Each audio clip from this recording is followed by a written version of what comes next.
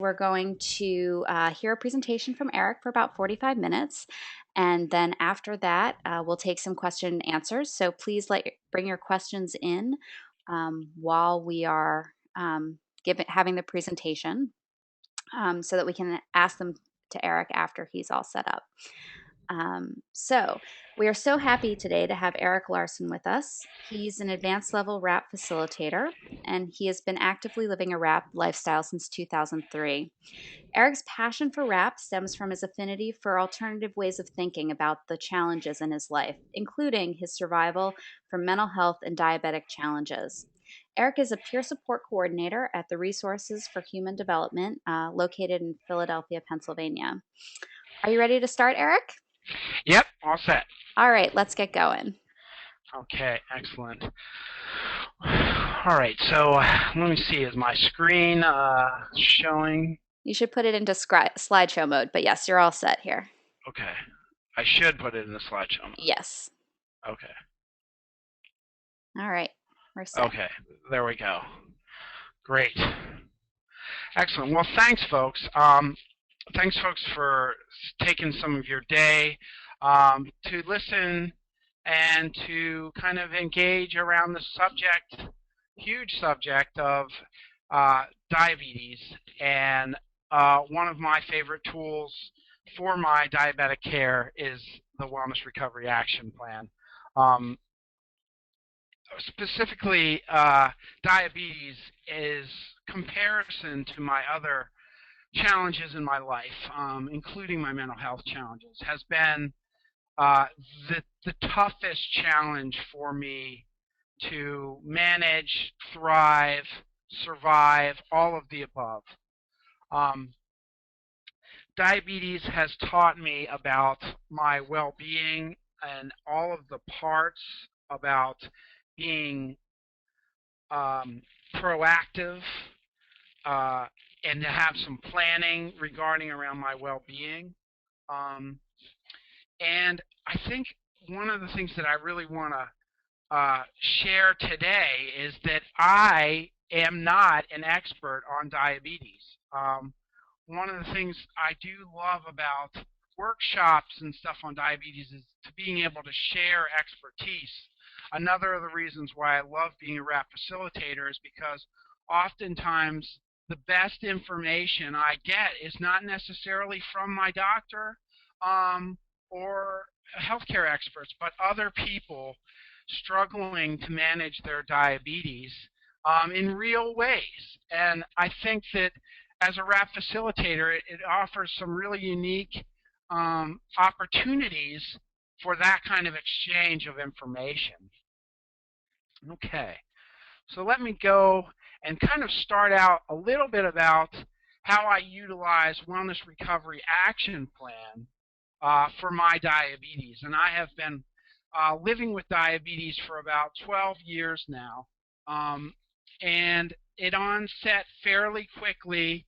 I do have type 1 diabetes. I am insulin dependent, and I wear an insulin pump 24/7. And that pump helps me to regulate my blood sugar and give me the insulin I need so I can process food. As a tool, WRAP has been very valuable to me in managing this particular aspect of my life. And as you can see from this slide, it says that Mary Ellen Copeland's work in the key concepts of WRAP states that you can get well and stay well for long periods of time. Now, in my mental health recovery, I've gotten used to this fact because I've had a relatively good run of success with my mental health. I still have cycles of depression with the fall. I still have challenges with my hearing voices. But one of the things that I love this message so much for is about my diabetes. And it is wonderful for me to have WRAP as a way of life that encourages me to take action with the challenges, create some action plans, and develop specifically my self-awareness around diabetes. Being hopeful with diabetes can be really hard when there's things you want to do in your life, and you don't have the energy, or you may have some diabetic related symptoms and pains like neuropathy, um, challenges with my eyes, all of these things I experience on a fairly regular basis. And without WRAP constantly reminding me that I have to figure out a way to be hopeful around this very challenging disease, which can be very life threatening and can offer some really difficult things. Okay, so finding that hope is absolutely essential. So enter personal responsibility.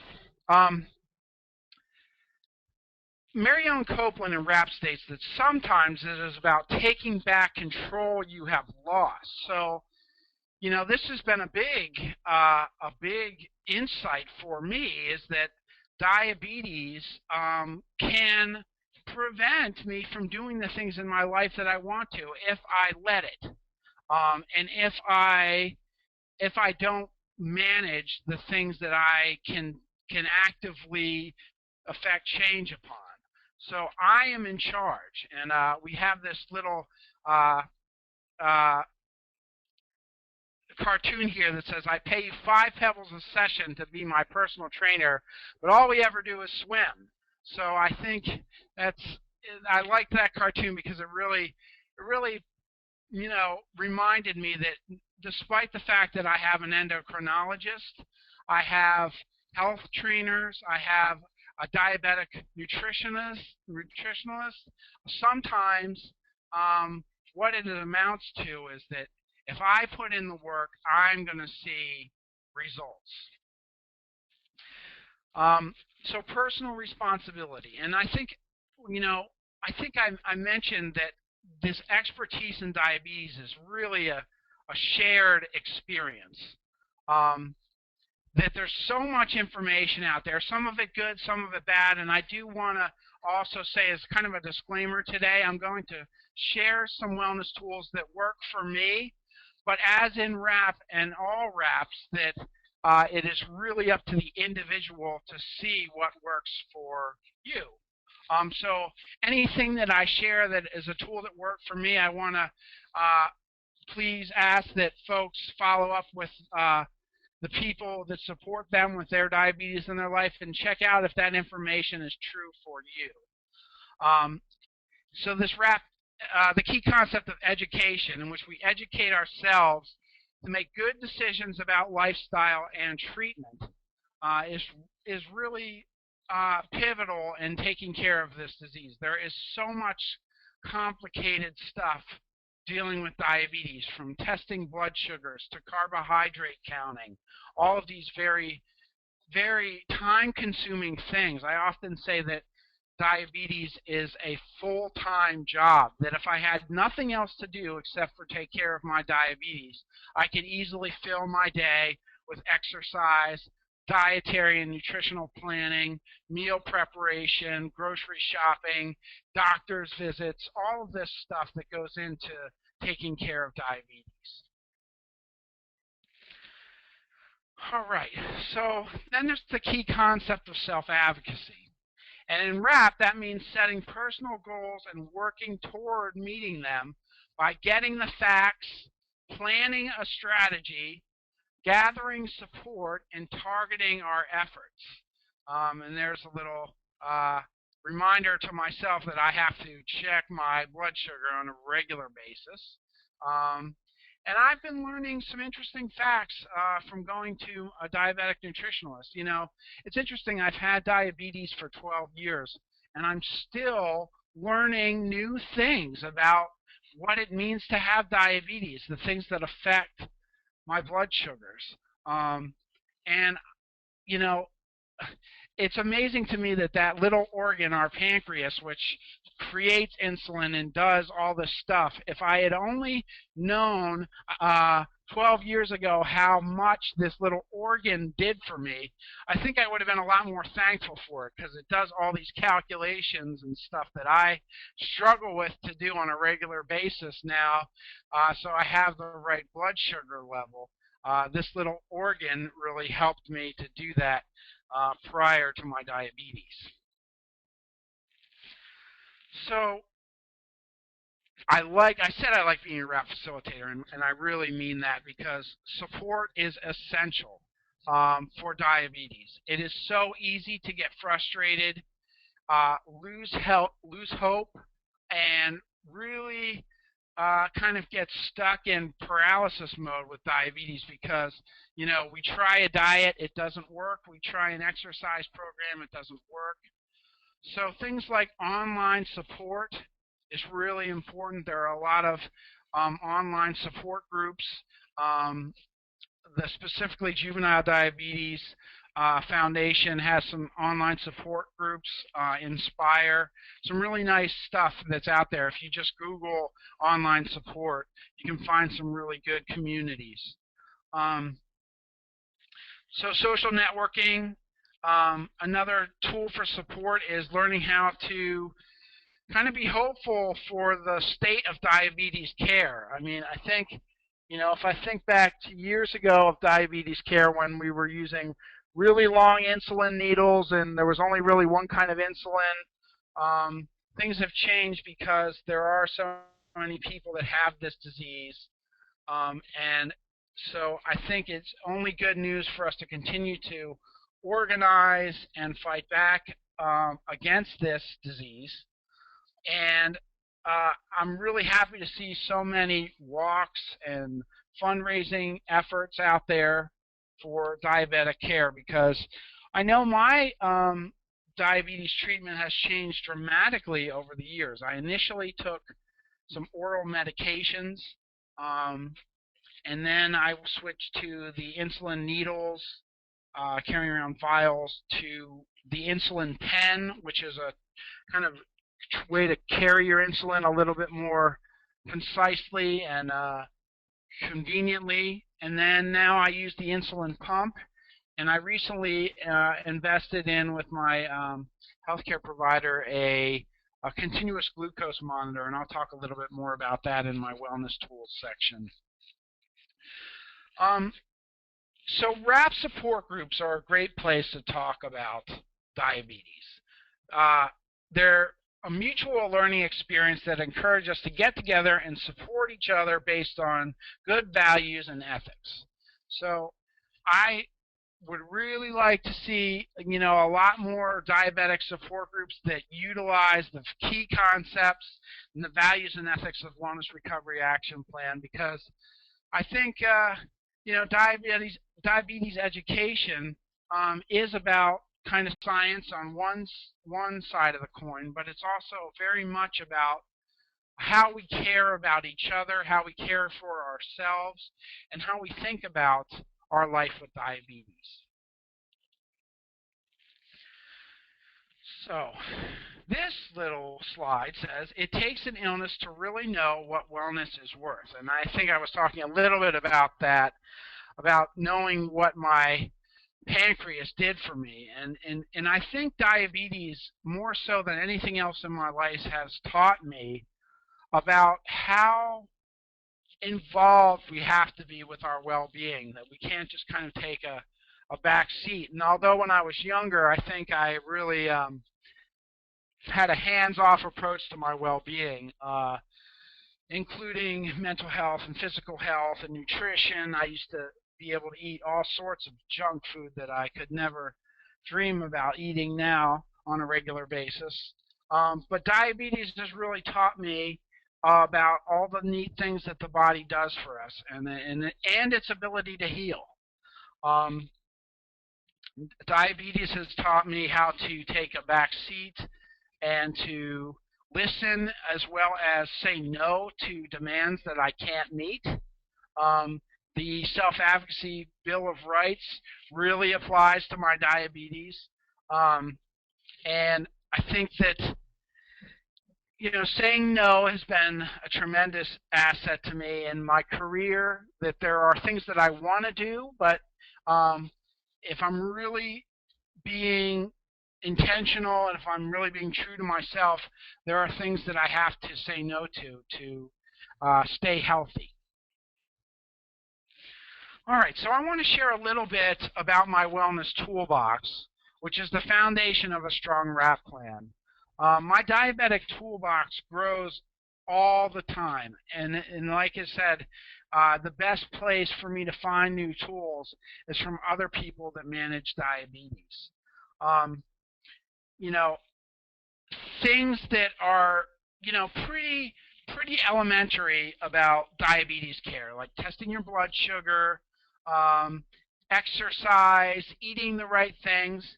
I think that we hear those things so many times that when it comes down to our own lives, we really don't even know how to approach those things because we've we've been told these things are essential for our well-being. But then when the rubber hits the road, sometimes it's really hard to apply. Um, so I've utilized some things like health coaching. I've tried to get some peer support around my nutrition. Um, talking to my therapist about my self-image around my diabetes. I carry a lot more weight than I used to, especially around my midsection. And I think of myself that I used to love the outdoors and really like to run and do that kind of stuff when I was younger. And I really have to be mindful about my health as it stands right now and what I can reasonably do.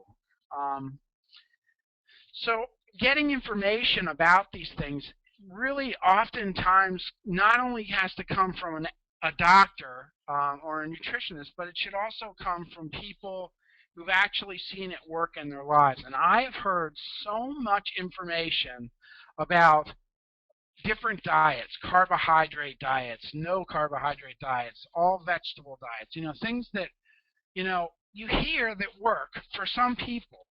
But I think it all comes down to that self-knowledge and that self-awareness, figuring out what works for us. Um, there are some things that I do. I have learned over the course of my exchange with diets is that things like a nutrient-dense diet where you're eating a balanced amount of different things, that anytime you're kind of putting in empty carbohydrates that don't have a lot of nutrients to them, it just means you're going to have to use more insulin, and that insulin can really be and affect your health and your weight because the insulin is a fat storing hormone. Um, all of those things being said, I think positive thinking about diabetes is that there are small steps of things that I can do to make myself feel better. I like sweet drinks. I don't drink soda, but I do like my beverages to taste good. So one of the things I've learned to do is to mix 75% water with about 25% juice, or maybe even a little less. So I have a little fruit taste to the water I drink, and I think the beverage industries have made a ton of money marketing these kind of things, and there's some really good options out there right now. Glacio and vitamin water and all of these kind of Repel and these different fruit drinks that are out there that don't have sugar and calories in it. I think it's really a lot cheaper and a lot easier to do if you just kind of mix some water and some fruit juice yourself. It's fresh, tastes good, and it keeps me away from the sugary drinks, straight fruit juice. Another thing that's really been helpful for my sweet craving is the healthy teeth, making sure that I brush my teeth. When I'm having one of those sweet cravings, sometimes it's just something in my mouth. Drinking a lot of water can reduce my need for that sweet craving.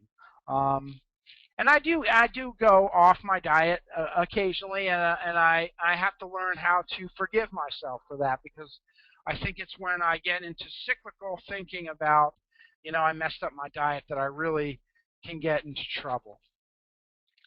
But wellness tools are very diverse and very very unique to each individual. So do the research, the education around what applies to your diet. And our body types are so different and so unique that it's important to really try different things out. I could let you know like what works for me, but I think it's most important um, to really see what works for you as far as managing your energy, your weight, managing the way the food makes you feel emotionally. My diabetes and my mental health challenges mix and uh, coincide all the time. There's times when I don't know whether I'm having a diabetic trigger or if I'm having just a mood swing or a depression. Sometimes they all very much are linked together, and it's hard to differentiate. So I do a check when something's going on with my blood sugar. I usually check with my diabetes first because oftentimes the physiological interacts with the emotional. Um, and that's a big part of how I feel. And I think, a lot of my younger days of struggling with emotional swings probably had a lot to do with my diabetic onset.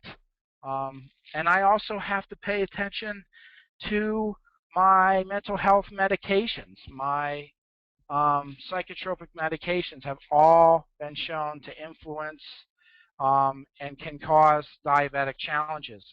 And I've had to work with my doctors on that and have had to change some medications due to um, the metabolic syndrome and the type 2 diabetes and of kind of really having the weight gain and the metabolism slow down. So all of that is very important to my well-being. Okay, so some power tools, and we learned about power tools in the advanced level WRAP facilitator training. Um, Gratefulness for my food, my body, and my life um, are are motivators for me to make appropriate choices around my exercise and my diet. Um, you know, with diabetes, um, I really have learned an appreciation for every single day that I have on this planet um, because it's such a complicated disease and there's so many things that it affects. I am grateful for the fact that I can still walk around my neighborhood. I may not be able to run anymore. I may not be able to do, really aggressive sports or that kind of exercise, but I am grateful that I can still walk and I can still enjoy the mobility of my body. That's something I need to keep in mind when I'm working on my diabetes because diabetes can impact and affect all of those things, including your mobility, your vision, and a lot of aspects of your health. Um, I kind of think of myself as the bionic man sometimes because I wear a lot of devices to help me manage my diabetes. But I have learned that I cannot rely completely on the technology fixes to solve my diabetic issues. There's a lot of kind of hard work that goes into my diabetes management that doesn't revolve around science um, or technology to help me manage those things. Those are gifts as well, but I shouldn't look for the complete answer in those. Similar to mental health, that we can't just rely upon the medications to help us through our tough challenges. That there is a lot of other stuff, alternative healthy choices that we can make that can dramatically affect the quality of our lives. Okay, so there's a little cartoon about diabetes and Tai Chi. Tai Chi is one of the wellness tools I utilize to reduce stress because stress ultimately will drive my blood sugar up. It's interesting. When I'm stressed out at work, my blood sugar is higher, and so it kind of helps me to monitor the idea that I need to spend some time relaxing, to take those time during the day to do my retreats from the day, read my meditations and deep breathe. So there's a lot of kind of small exercises and things that you can do to bring down your stress levels and ultimately impact your diabetes blood sugars. Okay, so the daily maintenance plan. How I am when I feel well. So this has been a hard thing for me, redefining what feeling well is for me, because a lot of the times I feel sluggish, tired. I may feel like I can't complete my day, some of the things that I've committed to. Um, so I have to set realistic goals for myself. Um, and one of the things that I've learned is that I don't have to accept not feeling well. And I won't stop trying till I do feel well. That sometimes there are things that we experience that make us feel, really, really bad. It's really uncomfortable having diabetes sometimes. But if I'm committed to the fact that I want to feel a certain way and that there's a certain realistic goal that I set for myself that I want to feel, I can work towards that goal slowly and make the changes necessary so I feel a little better.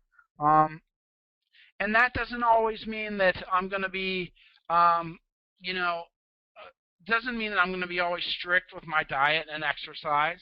Uh, sometimes that means giving myself the ability to just allow myself to not feel great. I don't feel good today. Well, the weather in Pennsylvania right now is pretty high. The barometric pressure affects a lot of my diabetes.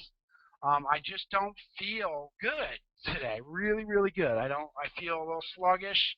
Um, and I think my blood sugar has been a little higher just because my stress level's been a little high pushing through a day like today, and that's okay. I don't feel great, but I feel like I am. There's some things I can do to make it through the day.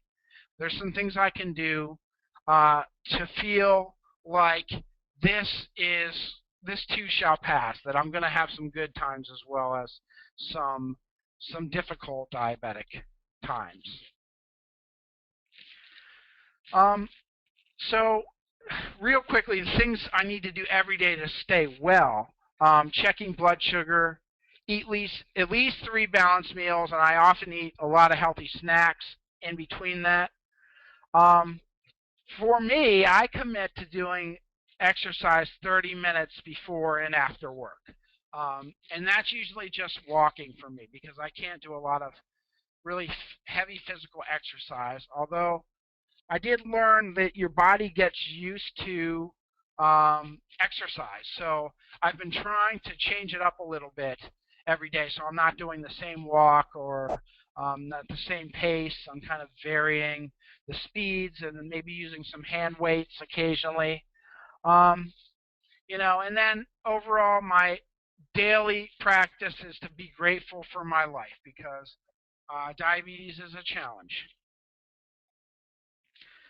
Things I might choose to do occasionally to stay well. I love reading about people with diabetes that really have taken their care to a new level.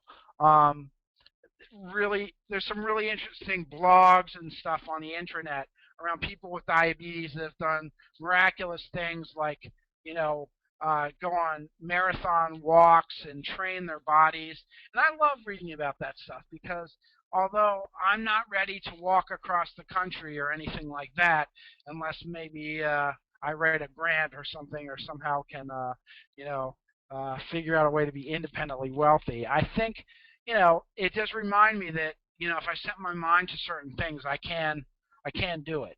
Um, and my marathon might just be about going on a diabetic fundraising walk, to raise funds for diabetes care. All right, so the big thing, triggers an action plan. There's a lot of things in diabetes.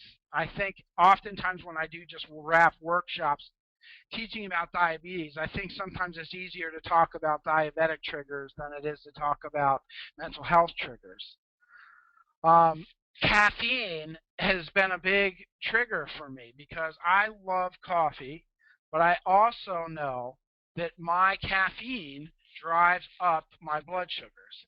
And I actually I learned this from my doctor, and she shared this with me not right after I got diabetes, but several years after when I couldn't figure out why when I had like a nutritional breakfast and I had my morning coffee, that sometimes my blood sugar would raise really high. And I guess caffeine can cause a blood sugar reaction in your bloodstream. As just as well as junk and poor food, like the caffeine, Dunkin' Donuts. I might pass by that and say, oh, I can get a coffee. Stay away from the donuts for me, just because that's going to raise the blood sugar. But I have to be mindful that the coffee can too. And I have to remember that the food will affect my mood also. I need to be able to uh, monitor that sometimes I need carbohydrates or I need a higher blood sugar because I need to raise my mood. Um, and that's really an interesting science about knowing what your blood sugar is and how that's affecting the way you feel. And takes a lot of experimentation and journaling and kind of just looking at yourself and seeing how your body responds to the different levels of blood sugar throughout the day. Um, I also think that a trigger for me is going on a new exercise plan or trying out a new diet and finding out that it doesn't work or that I can't sustain it. So a trigger for me is things that I have to renew my commitment to taking care of myself. It's really hard to learn about diabetes care, um, to learn about a new diet, try it out, it doesn't work, or it's really hard to stick to. There's nothing that will short circuit your hope quicker than a new tool that you try to work out and then it doesn't seem to pan out for you. So I've tried to learn about keeping my commitment to diabetes renewable, because on any given time I can slip into some bad food choices or not feel like exercising, and that has to be okay. Those times when I decide to make a different food choice or not make the best food choice for my diabetes, I have to remember that the next time I make a choice, I can renew my commitment to my diabetes, and my commitment to myself feeling better. Okay, so my early warning signs, um, things like nausea in the morning, some hunger, high or low blood sugars, all of these kind of warning signs require action on my part. And, they all can mean different things. So I have to use my technology appropriately, my blood sugar monitor, but I also have to use the knowledge that I've gained about my diabetes and what to do when I feel these kind of ways. Okay, when things are breaking down and an action plan. So diabetes is one of those things that you can experience some tremendously challenging things. That there are times when I really, really feel bad, or I have an experience with something that could be a little dangerous, that could throw me into crisis. There are times when I haven't eaten or I haven't planned my food properly for the day and I get really, really hungry. And I have this little picture of Niagara Falls here because I was visiting Niagara Falls a couple of years ago, and I realized that when you go on a tour of Niagara Falls, there's this area on top of the falls that if you fall into the stream, at this certain point, you have about 5 seconds before you'll be swept over the falls. And I really thought about that image with me, that there are times when I don't plan my food out that if I get to the point of being that hungry, I will reach for trigger foods. I will reach for things like the high carbohydrate, sugary snacks to fix the way I feel. And it's a temporary fix. And I think that that is the challenge, is preventing myself from having those periods where I make a snap decision about my food choices. Another thing that can lead me into crisis is another thing that is interesting about my diabetes is my eyes are affected dramatically by my diabetes. And if I have a high blood sugar or a very low blood sugar, my vision is very off. Sometimes my eyes will roll actually back into my head and I, cannot see. My eyes tend to drift upwards into uh, the upper parts of what I'm looking at. I sometimes like, when I'm talking to somebody, if they notice that I'm looking at their hair a lot, it means that something's going on with my diabetes. So if I get a comment about that, I often have to check my blood sugar right away. High hemoglobin, HA1C counts, the test that they show what your running blood glucose levels have been like. Um, you know that could really signify to me that I need to change something up with my diabetic care if my test comes back from my endocrinologist and it's really high. Another thing that's a signifier to me, if my wife can't wake me up, she says, Eric, you please wake up, and then she's shaking me and I'm not really responding, is a real sign that I have let my blood sugar get too low. So there are some things that I have instructed my wife to do in that case that I see I'm not really responsive, to prevent me, from going into a diabetic coma. Okay, crisis planning. So sometimes, despite our best efforts, crisis happens. There are diabetic emergencies. There are things that are, despite our best efforts, we find ourselves with a really high A1C. We might get a new symptom or challenge. Maybe our feet start feeling like they're hurting because of the diabetic retinopathy. We might have our eyesight get worse. There's things that happen that we have to react to. And if we use these specific instances as an opportunity to learn more about ourselves and our diabetic care, we can really, really help. We can really, really help ourselves to stay hopeful about being proactive. We may not be able to prevent crises all the time, but we can grow and learn from those crises about our diabetic care. And sometimes it takes a hallelujah moment, I find, before we really start taking our care seriously. I've had a lot of those, and that learning experience is not the easiest or funnest way to learn, but sometimes I feel when we do finally get to a stage where it's like we make a decision or our quality of life is impacted, that we make some of our best planning decisions. So sometimes we need to pick up the pieces, not give up, and expect that we can learn from what we have just gone through, that we can feel better, learn from our experiences, and move on with our lives. Diabetes, it can be something that is really, really controlled, and we can live long, happy, productive lives. It is an everyday challenge to do so, and that commitment of my expectations of myself to take care of myself the best I possibly can, so I live longer and I live healthier. So there's some really important power of, if we are expecting ourselves to stay well, I think it leads a long way to really following through with our wraps and staying accountable to ourselves.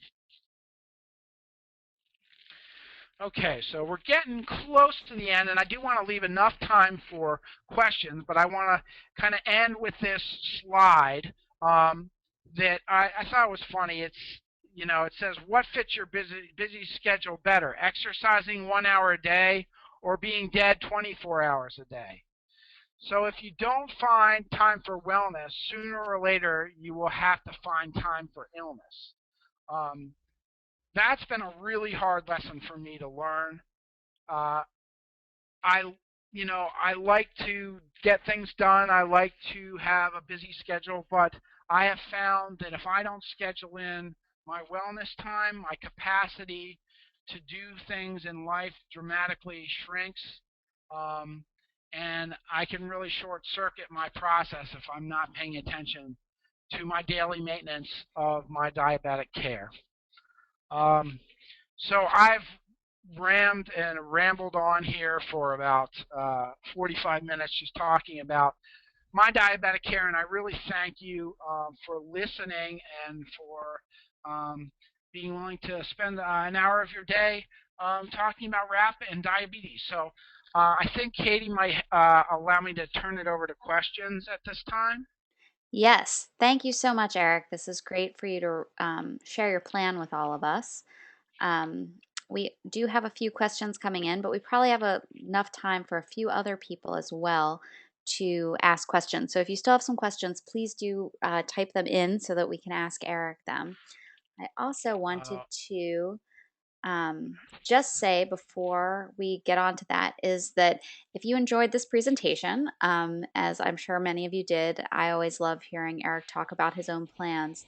The Copeland Center is hosting the second International Wrap Around the World Conference in Oakland, California, January 25th through 27th, which is the last weekend in January. And we're going to have great sessions like this. And Eric will be there also talking about a number of different things, but I'm sure that diabetes will be on his list. So please do check our website, which is now on your screen, for more information about the Wrap Around the World conference. All right, so let's start with some of these questions. We have a good one from Heather, and she says, how do you deal with cravings? My problem is pasta and potatoes. Great question. Yeah. Um, I have a lot of food cravings, and I find that most of my food cravings revolve around an emotional attachment to something. That there is times when I really feel not good, like sluggish, or I might feel a certain way, like 5 o'clock starts rolling around. Dinner's not ready yet, but I feel like, I kind of get some anxiety. I start feeling a certain kind of way, and I think that although I have not really a fix for cravings, I think for me it's really about awareness of where those cravings are coming from. It's really important to realize that there is an emotional component to a lot of the food cravings, especially carbohydrates we have, because our bodies create kind of neural pathways to um, remember what we feel like after we eat a carbohydrate. So sometimes like pasta and those kind of cravings, we have to pay attention if there is a physiological component to that, that our body is actually needing sugar, our body is actually needing, um, that kind of carbohydrate, because that's one thing I've found. This idea of eliminating certain foods from my diet really hasn't worked for me. That there's a time and a place for almost everything, and it's really about balance. Um, you know, so if I think like if there's a consistent need for carbohydrates, um, you want to look about how you're feeling when you're eating that, because if there's an emotional component that you can address in another way besides just eating carbohydrates, I think that that's important to look at too.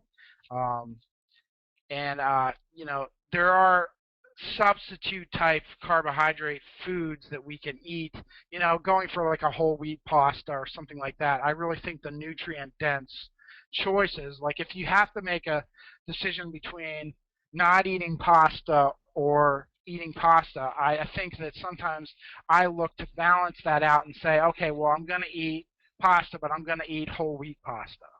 Um, so not a solution to your challenge, but I think awareness and then balancing your times when you do choose to do eat that way carefully. Great. And actually, we got another comment in while you were answering the question, which said, "What about whole wheat pasta? That might work," from Karen. So it was great that you addressed that. I know Excellent. that for me, with some of my health challenges right now, that it can be difficult to cut out something entirely, and so being able to turn to things, even when I know that they're not 100% good for me, but also knowing that if I just do it in extreme moderation, that I can keep myself from feeling deprived is always something that's important to me. Yeah, I Um, have a specific challenge with diabetes around candy bars. mm, Um, but I have found that there are some very good options, especially there are certain candy bars that are made for diabetics that have like a high protein content. And when you're balancing out the sugars with protein and sugars, it's a lot better to balance your food. So if you're going to have something bad, make sure you balance it out with some almonds or something. Something to help slow down the glucose reaction in your bloodstream. absolutely. Which is, good advice for all of us, whether we're working with diabetes or not. Here's another question from Martha. She asks, "Can you explain why you chose continuous glucose monitoring?" Oh yeah, great. Thank you for reminding me because I neglected to talk about it. So recently, the technology has came out where they have monitors that will give you a kind of a constant read on what your blood sugars are. And that tool is really the next wave of science in diabetic care. There are a lot of researchers working right now on completing the circuit of the artificial pancreas. And this is kind of like the beginning stages of that technology where they can monitor your blood sugars constantly rather than just doing the finger sticks throughout the day. Um, and one of the things that's challenging about this technology that I have right now is that it's not completely accurate, that it gives you a range of where you are. And a lot of the times it requires that you actually do a finger stick um, to check the accuracy of it before you adjust your insulin levels. But this technology has at least allowed me to see trends throughout the day that I wouldn't have seen because I'm only going to test about 4 or 5 times a day. I don't, unless something's off or I'm feeling really bad, I usually won't test more than that during the day. So the continuous glucose monitor has allowed me to get a kind of constant feedback loop on where my blood sugars are going, if they're going up or if they're going down. And it's really taught me a lot about my meal planning and stuff. So I invested in that technology, and I'm happy I did because it's really taught me a lot about my blood glucose trends throughout the day. And it's always important to keep educating ourselves on our different things we're working on. So it sounds like that's been a way for you to expand the way the way you think, even probably about your glucose level. Absolutely, absolutely. Great. We have another question here, which is just a clarification about what you were talking about in your slides, asking, "What is the Niagara effect?" from Mark. Oh, interesting. That's my little metaphor for the way I feel when I don't plan my food intake for the day. Um, it's it's it's something that I kind of I coined because I recognize that it often feels like if I don't plan for my food throughout the day, or if I make some bad choices, that I often end up in the river right above Niagara Falls. That I'm going right over that river and over the falls before I even know what happened. I'll see myself in a Dunkin' Donuts or in you know a candy store, 7-Eleven, picking up some candy to raise a low blood sugar. and it starts the roller coaster ride of having your blood glucose levels bounce all around as you try to restabilize. So I just coined that Niagara effect as a term that I use for when I don't plan out my food intake for the day. Great. Well, I have another wrap related question here from Laura, which is, do you write a separate wrap for each of the different things that you're working on, or do you have it all combined into one wrap? So initially, I had separate wraps. I had one for my mental health, one for my marriage, one for my diabetes, one for my work. Um, so I had about 4 separate wraps. But recently, within the last month, I have uh, re-edited all my wraps, and I actually have a master wrap now, which has uh, the normal tabs of the daily maintenance plan, the triggers, the early warning signs when things are breaking down, crisis plan, and post-crisis plan.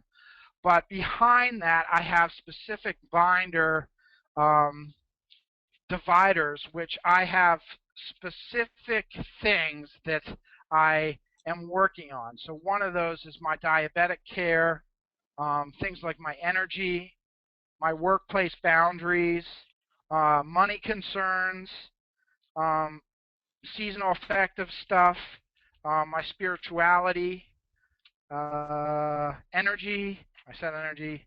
Um, so I have like one wrap that is my master wrap now, and that was a new development for me because I was going the way of the separate wraps for a long time, but I really feel that like having this one master wrap which has all of my regular planning into it, but also has the very unique um, aspects of the challenges which are, most important to me at that time period. Can we call it the super wrap? Yeah, yeah, yeah. It's been an evolution because in 2003, I was just really starting out with this, and I had a couple scraps of paper, but now it's really right. Like within the last, this is an evolution within the last month. Within the last month, I've completely overhauled the look and accessibility of my wrap and the way it works. Um, so I it's really working a lot better for me now that I do this. I look at it, I access it a lot more than I was. So this has been a good thing. Great. Well, we have one last question here, which is, how do you deal with portion control leaving you still hungry? From Angela. Yes, yeah, that's a great question. Wow. Well, I think that there's a kind of another piece to that question. Um, that there's this idea that I think a lot of the times portion controls is regarding to weight loss as well. Um, at least that's what when I think of portion controls. Whenever I'm thinking about limiting the amount I eat, it's always for me about weight loss. So uh, the food choices are a big part of that. So because it's interesting, because you can eat a lot of one thing, and I find sometimes that fills you up, um, and you feel satisfied. But if I eat a small amounts of numerous things for me, it's a lot easier for my portion control. So I'm actually eating a lot more varied of a diet.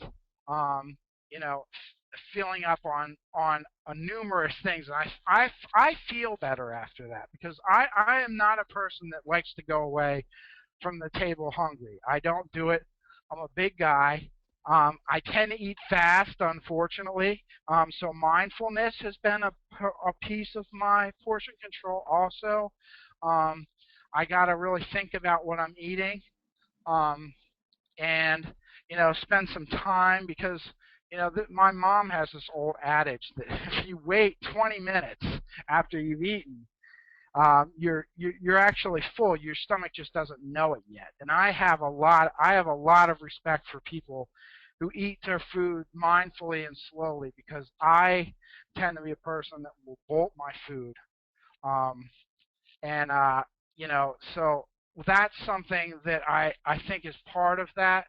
When I am being really conscious about my portion control, it's usually about eating a, a plate that has a lot of different things on it and experiencing each of those things differently, rather than having like one big portion of pasta.